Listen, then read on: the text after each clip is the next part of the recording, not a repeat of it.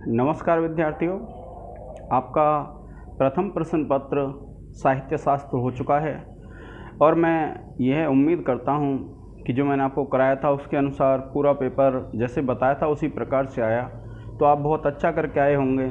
और अगर आप अच्छा करके आए हैं तो साहित्य शास्त्र एक ऐसा पेपर है जिसमें आपको पूरे में से पूरे नंबर मिलते हैं। अब देखिए, अब एक अंतिम प्रश्न पत्र रह गया है हमारा, जिसका नाम है नाटक एवं नाट्य शास्त्र। अब ये नाटक एवं नाट्य शास्त्र है, इसमें मैंने आपको 10 रूपक पढ़ा दिया है। जो मैंने आपको पढ़ाया है उससे एक प्रश्न भी आउट नहीं जाएगा विद्यार्थियों। और दूसरा नाटक बेड़ी संगार, और बेड़ी संगार नाम का जो नाटक है उसमें मैंने आपको प्रथम अंक के संपूर्ण श्लोक करा दिए हैं। और प्रथम अंक के जो संपूर्ण हेलो, देखिए आप पढ़ रहे हैं तो अब इसमें क्या है कि जो बेड़ी संगार है उसका प्रथम अंक मैंने आपको करा दिया था और प्रथम जो अंक है उसमें से आपको एक श्लोक 100% मिल जाएगा विद्यार्थियों।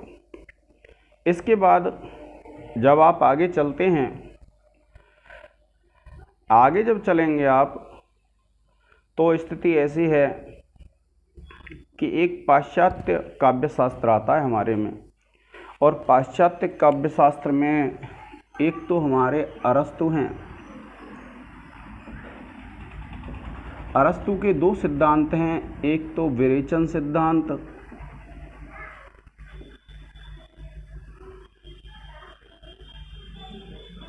और एक है दूसरा है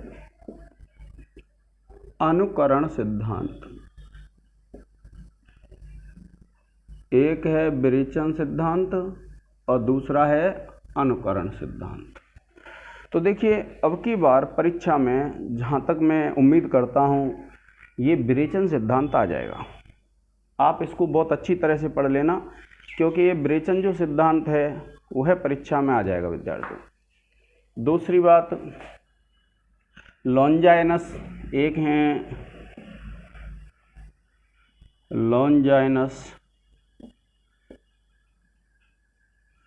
लॉन्जाइनस का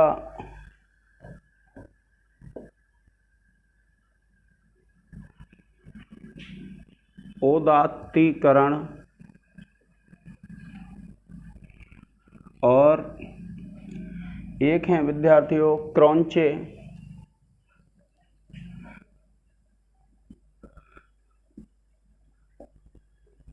क्रॉन्चे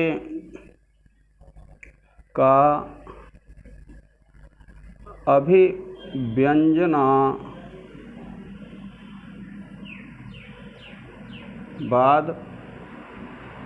या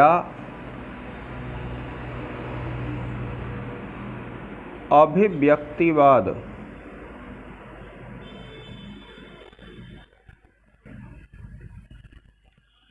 क्रॉन्चे का अभिव्यंजनावाद या अभिव्यक्तिवाद। तो विद्यार्थियों, मैं जहाँ तक मेरा अनुमान है आपके ये दोनों प्रश्न अब की बार परीक्षा में आ जाएंगे। ये 10 नंबर का प्रश्न आता है, तो आपको इस बात का ध्यान रखना है कि इन 10 नंबर को हमें अच्छी तरह से कर लेना। पढ़ लेना आपको पूरा है, किंतु ये क्रॉन्चे का अभिव्यंजनावाद या अभिव्यक्तिवाद या फिर विरेचन सिद्धांत, ये 100% मेरा जो अनुमान है आ जाएगा। अब देखिए कि अब हम पढ़ रहे हैं उत्तर रामचरितम के जो महत्वपूर्ण श्लोक हैं, जो परीक्षा की दृष्टि से भी बहुत महत्वपूर्ण होते हैं, उनको पढ़ेंगे। तो देखिए विद्यार्थियों, यह जो श्लोक है हमारा उत्तर रामचरितम जो नाटक है उसका अत्यंत महत्वपूर्ण श्लोक है। ये जो श्लोक है उत्तर रामचरितम जो नाटक है उसका अत्यंत महत्वपूर्ण श्लोक है। अब देखिए, इसमें हम क्या है, सबसे पहले तो क्या है, संदर्भ लिखते हैं। जब आप संदर्भ लिखेंगे, इसको रेखांकित कर देंगे, विवरण चिन्ह लगाएंगे और आप लिखेंगे प्रस्तुत पद्य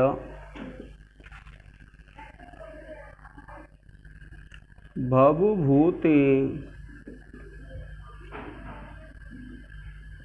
विरचित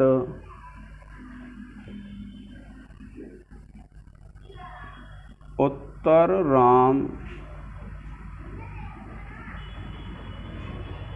चरितम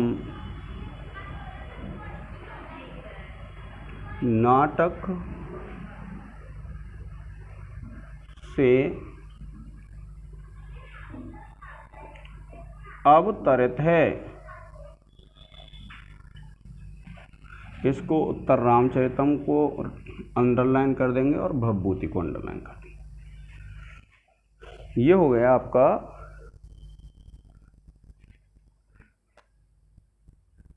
संदर्भ। जब आप प्रसंग लिखेंगे तो प्रसंग में विद्यार्थियों ये विवरण चिन्ह हो जाएगा और आप लिखेंगे इस पद्य में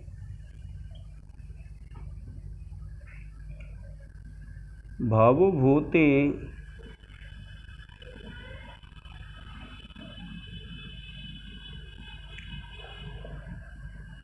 करुण रस का वर्णन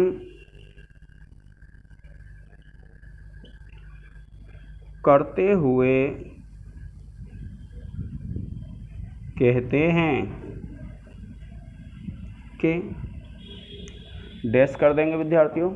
इसका आप एक स्क्रीनशॉट ले लें। ये जो श्लोक मैं आपको आज पढ़ा रहा हूँ, आप इस बात का ध्यान रखेंगे। मेरा जो अनुमान है इस बार परीक्षा 2021 में ये 100% आएगा। ये श्लोक 1% ही ऐसा हो सकता है अगर कोई ऐसा शिक्षक पेपर बनाता है जिसने कभी पढ़ाई नहीं की होगी या जिसको इस नाटक का महत्व पता नहीं होगा, तो ही ऐसा हो सकता है। जब नहीं आए, नहीं तो 100% ये श्लोक आपकी परीक्षा में आएगा। अब देखिए क्या कहते हैं, एको रसः करुण एव निमित्त भेदाद भिन्न पृथक पृथक इव श्रेयते विवर्तान आवर्त बुद्बुद तरंग मयान विकारान अंभो यथा सलिलम एव ही तत्समस्तम। देखिए क्या कहते हैं, एको रसः करुण एव, ठीक है, निमित्त भेदात भिन्न भिन्न। इससे ये बताया है कि इस दुनिया में एक ही रस है। भवभूति क्या कहते हैं कि इस दुनिया में एक ही रस है और जिसका नाम क्या है, करुण है। तो क्या कहा, एको रसः करुण एव, कि एक ही रस है जिसका नाम क्या है, करुण है। निमित्त भेदात भिन्न, निमित्तों का भेद होने से, कारणों का भेद होने से भिन्न भिन्न दिखाई देता है। क्या कहा, एको रसः करुण एव, कि करुण एक ही करुण नाम का रस है।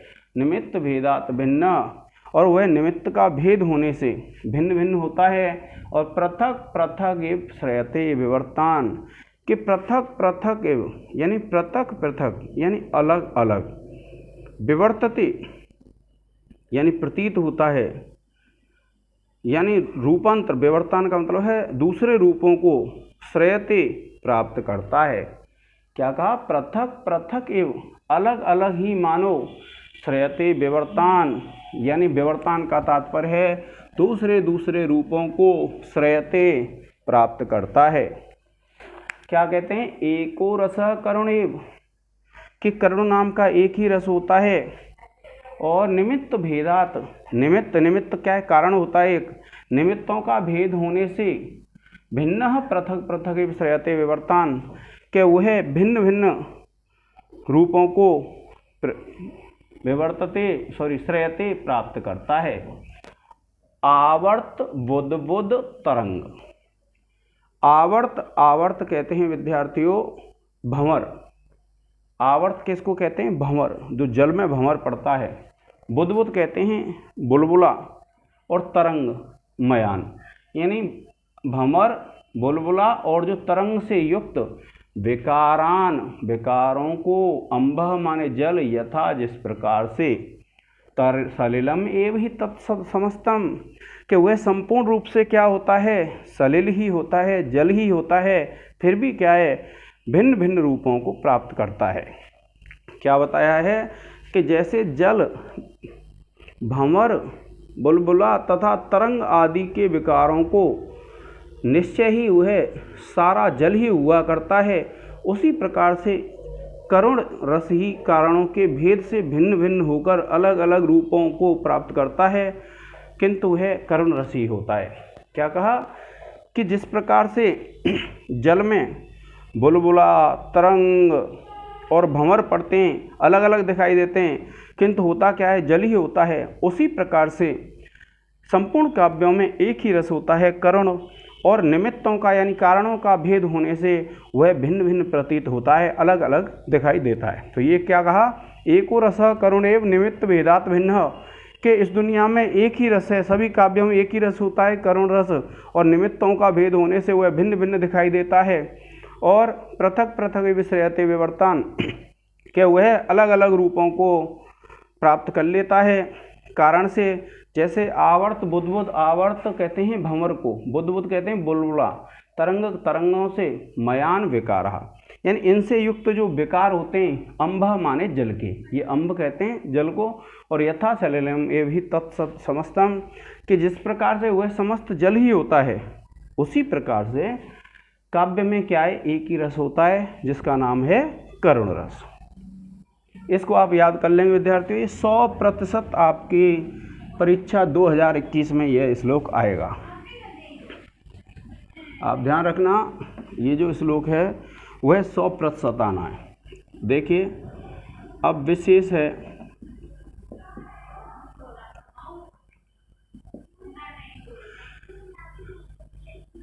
विशेष में क्या है, आप लिखेंगे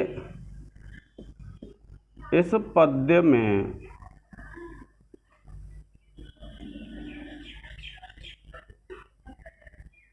बसंत तिल का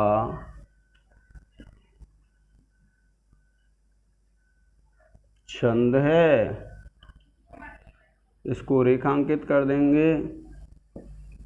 दूसरा लिखेंगे इस पद्य में उपमा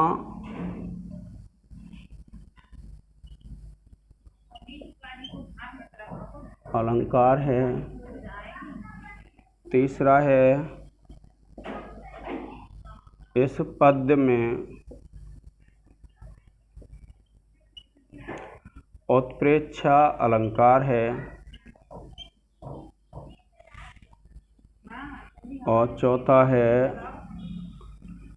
इस पद्य में करुण रस है। आप इसका एक स्क्रीनशॉट ले लें विद्यार्थियों, आप अच्छी तरह से कर लेना तैयार, क्योंकि ये जो श्लोक है 99% आपकी परीक्षा में आएगा।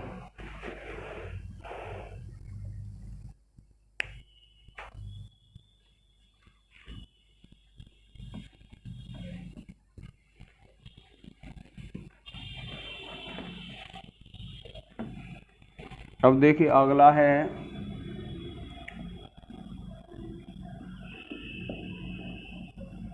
व्याकरण टिप्पणी।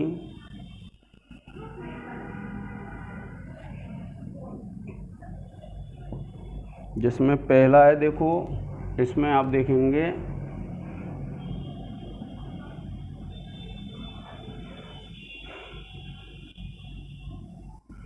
एको रसः, तो एक पद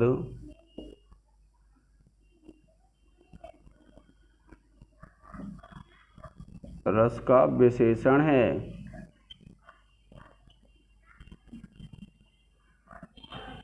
दूसरा लिखेंगे आप भिन्न,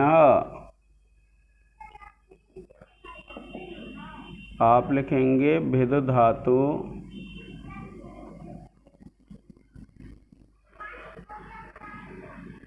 प्लस त प्रत्यय। तीसरा है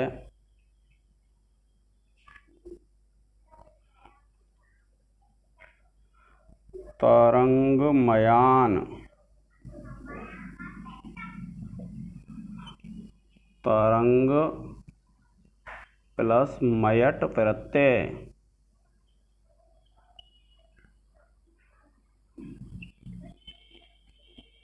फिर चौथा है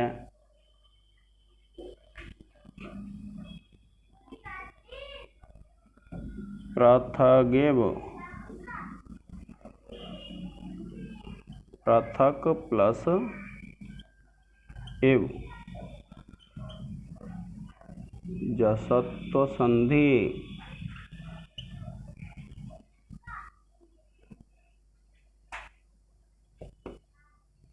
सलिलम। सलिलम आप लिख देंगे सलिल शब्द है प्रथमा एकवचन। प्राइवेट नौकरी हो ये।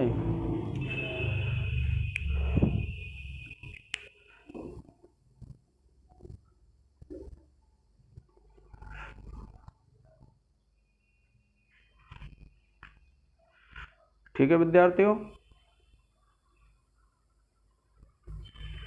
आप इसका एक स्क्रीनशॉट ले लें और आप इस श्लोक को अच्छा तैयार कर लेना, क्योंकि ये इस परीक्षा में आ सकता है। तो आज के इस लेक्चर में इतना ही, और जो महत्वपूर्ण श्लोक बनते हैं परीक्षा की दृष्टि से, उन श्लोकों को विद्यार्थियों में आपको करा दूंगा। ठीक है, आज के लेक्चर में इतना ही। धन्यवाद। आप मेरे इस चैनल को सब्सक्राइब कर लें और अपने साथियों को शेयर करें जो एमए कर रहे हैं संस्कृत से, या फिर अन्य किसी कंपटीशन की तैयारी कर रहे हैं। तो फर्स्ट ग्रेड के लिए, सेकंड ग्रेड के लिए ये ग्रंथ अत्यंत महत्वपूर्ण होते हैं, उनको ये शेयर करें जिससे वो लाभ उठा सकें। आज के इस लेक्चर में इतना ही। जय हिंद, जय भारत।